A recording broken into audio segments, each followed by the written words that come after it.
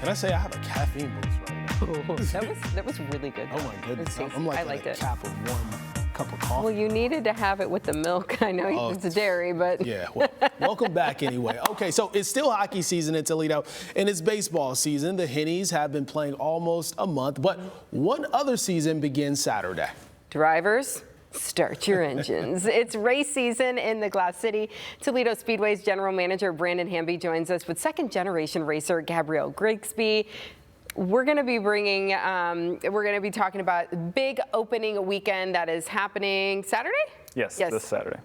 How is this day going to go? There's 2 events, yeah? Yeah, so this is the best of both worlds. We're basically taking 2 massive races and putting it into one race day.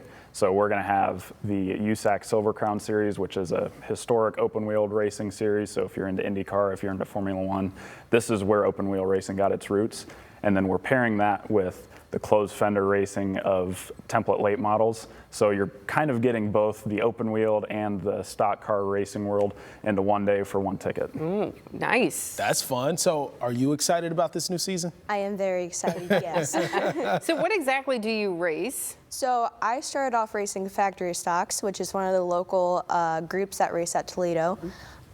We started in 21, right after COVID and everything, so we just kind of got it all together, and then I raced that for 2 years, and my dad was also along racing with me in the late model series. And then in 23, I started in the late model series. He stepped down to let me join.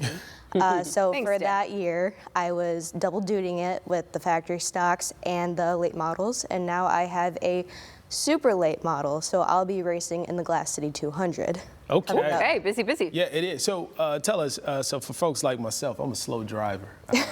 He's safety. Yeah. Safety first. Try to anyway, right? So how fast are you going in your vehicle? What's like max speed? So there isn't like a mile per hour gauge, it's a RPM gauge. Okay. So I would say we are roughly going around 120 to 160, probably faster than that. It depends on if you can put your pedal to the floor. Oh my goodness. Is that kind of what you're thinking? You're like, just go all the way down? Yeah, basically. I don't even really think about it. I'm like, okay, I gotta be able to make sure I can get this in one piece. And yeah, so. And you know, when you walked in, it's like, to me, the obvious, I don't know if I haven't spoke to many racers, but the few that I have spoken with, they're all men. Yeah. So to have a woman that's racing, and you got the bug from your dad, do you see many women in racing? Do you see that? Is that a thing? Is it catching on? So I see it more and more as the older I get. I didn't see any when I was younger. I mean, there was like a couple here and there, but there was nothing like I see now. I think it is definitely getting more popular for women to be in racing, and I love to see it because I don't want to be like, the only girl, I guess. So just trying to be able to get out there and be like, hey, we can do this too, and not just men. Yeah. Kind of get that out there and kind of kick their butts. So. Yeah, young ladies, including maybe mine at home. Yeah, love that. You could do this. My wife will love you. She has a lead foot. Oh. She does. We're totally opposite. Totally opposite. That's so funny. Totally opposite. Brandon, why is this so cool to have something like this right in Toledo? Talk a little bit about accessibility of the sport for people.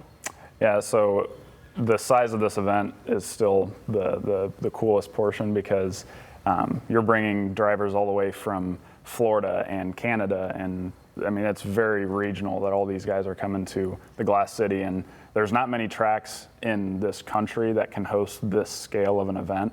So to bring this to the Glass City is something that we're really proud of, and we're really easy to get to. I mean, we have all of our social media platforms, and we're right off of 75 on Benore Road, so it's a pretty easy drive for anybody in the 419. Yeah, the folks can hear you too. Over that too. So this is opening up Saturday. So what can we expect for the season?